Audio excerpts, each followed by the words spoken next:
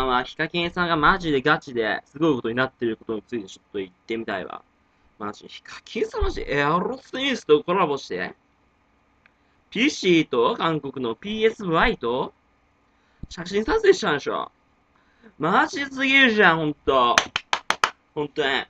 すごすぎるわ、ろた、ほんと。ボイスパフォーマンスっていう武器を持っちゃう。ね、そして、スーパースターたちの共演。マジやべえ。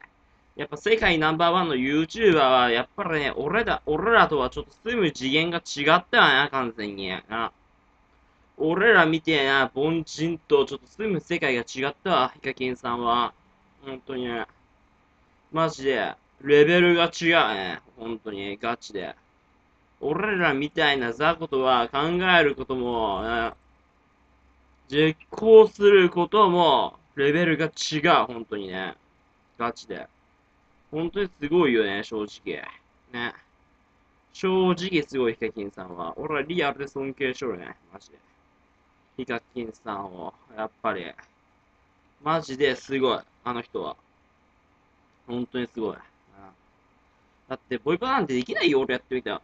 プンスカ、プンスカ、プンプンプンスカみたいな感じで俺は言えないけど、ヒカキンさんは、もうそういうね、プンスカってやつも超かっこよくね、ボイパで決めちゃうから、やっぱり、そう、レベルが違うよな、俺らとは、ほんと。住む世界が違う人間なんだなと思ったわ、俺は、やっぱり。住む世界が違うよ、やっぱりね、俺みたいなゴミとは。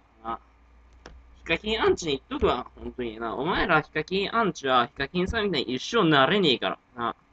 お前らがどんだけな、ヒカキンさんに、な、悪口言おうが、ヒカキンさんみたいになれねえから安心しろ、アホが。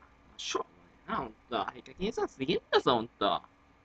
なれねえやつが、いやいやいや、騒いでんじゃねえさって感じや。